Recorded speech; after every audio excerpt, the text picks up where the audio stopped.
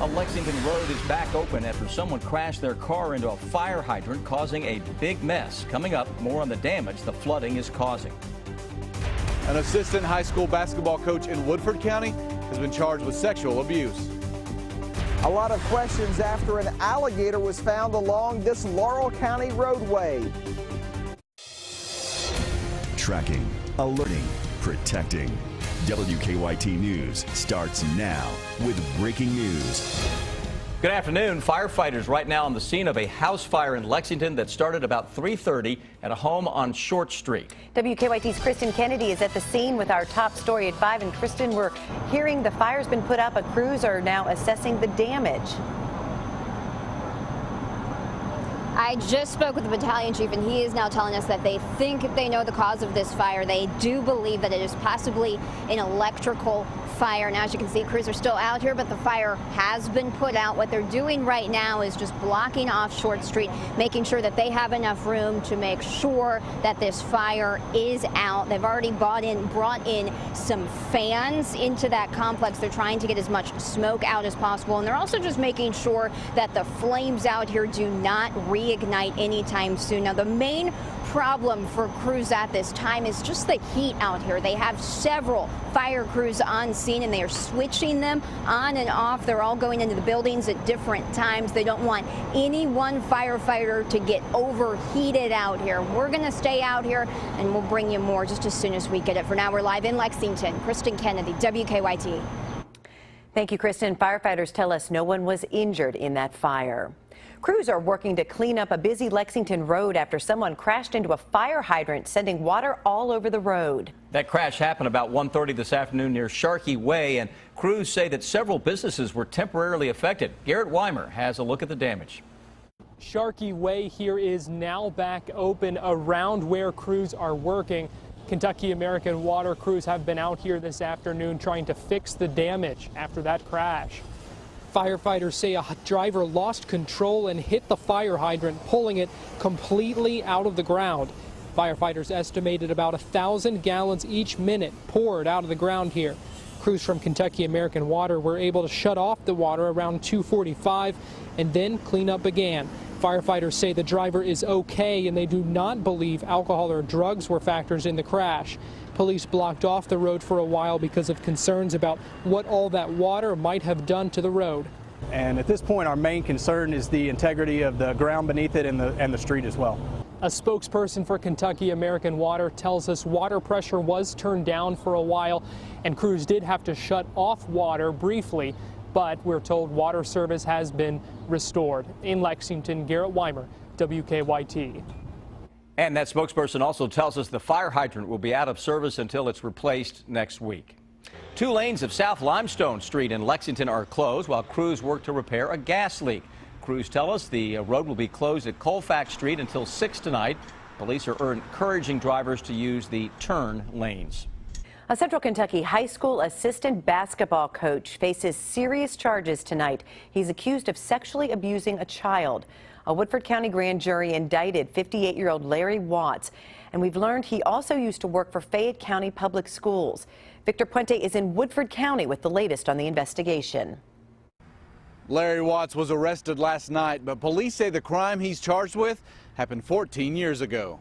The Woodford County assistant basketball coach was indicted on Wednesday on 2 counts of sexual abuse with a victim under 12 years of age.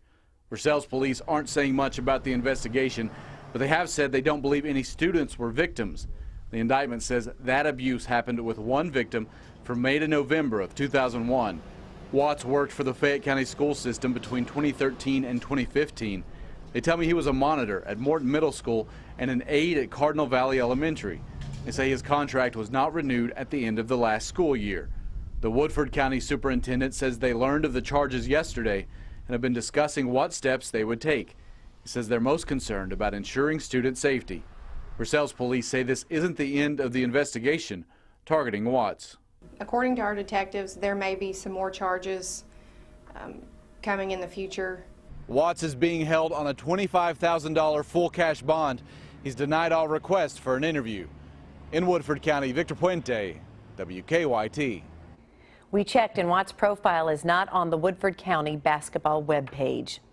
Police in Floyd County are investigating after a teenager was hit by a train. It happened around 2:30 this afternoon in the Garrett community near Maddie's Pizza Place. The teen was taken to St. Joseph Hospital in Martin. No name or condition has been released. Well, it's not quite as hot as yesterday, but some areas are pushing 90 for the second day in a row, and it is humid. It is, and all that humidity means the chance for storms as we go into our weekend. Let's check in now with our chief meteorologist, Chris Bailey. He's tracking those storm chances on the First Alert Defender. Yeah, scattered stuff out there this afternoon. As expected, temperatures a little cooler than 24 hours ago into many areas. We look at the numbers into the mid and upper 80s.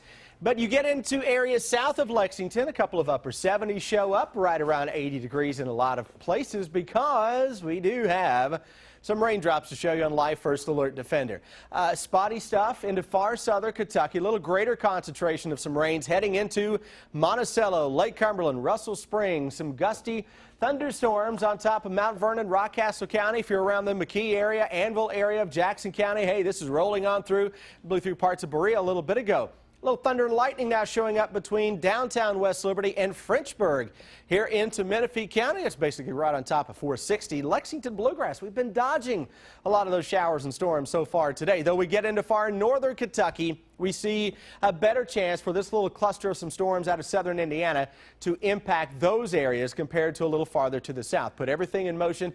You get the idea. Not everybody is going to see a thunderstorm or two out there this evening, but we're going to continue to track some as the muggies really take over. 87 to 77. When I come back in just a few minutes, we'll focus on the forecast that has the steam, but also has some booming thunderstorms that show up over the next 7 days. I've got a rainfall forecast from one of the models that has a wow factor to it just ahead. Thank you, Chris. Workers at a southern Kentucky business say it was a shocking sight. Someone found a dead alligator behind a Laurel County business early this morning. But now the big question wildlife officials are trying to answer, where did it come from? Phil Pendleton is in Corbin with more. The animal, and again, let me stress, this animal was dead when it was found in the middle of this roadway near the FedEx ground plant. I'm told that police were called and the animal was removed. Fish and wildlife officials say the animal is about 3.5 feet long and is typical of the calls they receive several times a year. They don't know where the gator came from, but they say usually what happens is people bring them back from Florida or other southern states and keep them until they get too big to deal with. Steve Yaden works at the Midwest Logistics Systems, a trucking company near the Laurel Industrial Park. He says a truck driver saw the dead alligator in the roadway.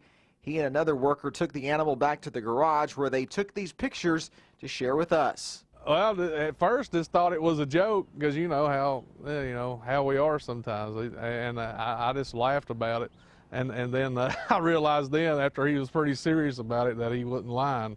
So we just went out and checked it out. It was unusual, especially for this area. We have had a very difficult time finding out where this animal was taken after it was picked up. More on that coming up at 6 o'clock. But for now, in Laurel County, Phil Pendleton, WKYT. Officials believe the animal probably died after being hit by a car. Police officers are on the roof of a Krispy Kreme donuts in Lexington. And it's all for a good cause. They're raising money for Special Olympics athletes. Mike Linden was out on Richmond Road today getting a taste of all the excitement. Throughout the day today, more than 25 officers from law enforcement agencies all over Kentucky will spend 4 hours at a time on the roof of Krispy Kreme, raising money for Special Olympics Kentucky. UK police, Lexington police, and even agents from the ATF have been camping out on the roof of Krispy Kreme on Richmond Road since 6 o'clock Friday morning. It's not too bad. The wind's blowing. It's not too hot right now, but I'm sure as the day goes on, it's going to be a little bit hotter, but we'll survive. We got water, we got fluid, so we'll be good. The Cops on Donut Shops event raised more than $2,000 last year, and officers aim to beat that number this year. We're giving adults and children with intellectual disabilities the opportunity to participate in the state games and do other activities. So again, whatever we can do to give them a chance to show courage and determination and grit, we're all about that. Hey! All collected donations go directly towards Special Olympics athletes to help pay for travel expenses and equipment costs. Athletes say they look forward to the games every year. It's awesome. You get to meet new people and know where they're from. A little about the people that you play against. Hey! Turner says all donations go a long way. Thank you, and it's for a good cause. Officers will be on the roof until 6 o'clock this evening. In Lexington, Mike Linden, WKYT. That'll get your attention. Donations to Special Olympics Kentucky are always welcome. To donate, go to WKYT.com and click on this story for more information. Authorities in New York hope 2 convicted killers aren't far from the prison from where they escaped. The search is now in its 7th day, and people living in the area are concerned. Hannah Daniels has the latest on the manhunt from Dannemora, New York. Heavily armed law enforcement officers are combing the woods around a gas station in upstate New York, not far from the Clinton Correctional Facility. CBS News has learned investigators are hopeful they've contained prison escapees David Sweat and Richard Matt within a perimeter in Katyville, New York. Based on the information that we have and what I've been provided with through the law enforcement agents, I'm anticipating that they're still local. Investigators are reviewing surveillance video from this gas station, where police found 2 sets of footprints and dogs picked up a scent. Jason Rayville bought gas here Saturday morning, not long after the men escaped. I left my family, my wife and daughter, sleeping in bed, and we're the last house on a dead-end street. The woods are right next to us. It's scary. Sources tell CBS investigators are checking year-round homes and looking in mailboxes to make sure mail isn't piling up, indicating there's a problem in the home. Investigators continue questioning prison employee Joyce Mitchell. The district attorney says Mitchell admits to supplying the men with some kind of contraband, but not the power tools they used to break out. Hannah Daniels for CBS News, Dannemora, New York. As sources say Mitchell was supposed to drive the getaway car but never showed up. Prosecutors say she will likely face charges. Despite President Obama's last-minute push, the House of Representatives has voted down a measure creating an assistance program for workers displaced by free trade agreements. The final vote was 126 for it, 302 against. The move throws the president's proposed trade deal with Asia into serious jeopardy. The House is moving to vote to reconsider the defeated trade adjustment assistance measure by Tuesday. That would determine if the trade deal is dead or just in limbo until another vote.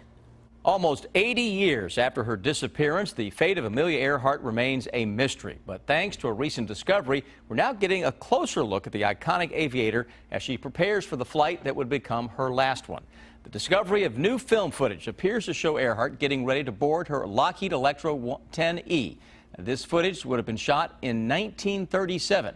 She's posing for the photographer Albert Bresnik on an airport tarmac believed to be in California. The never-before-seen footage was discovered by the photographer's nephew.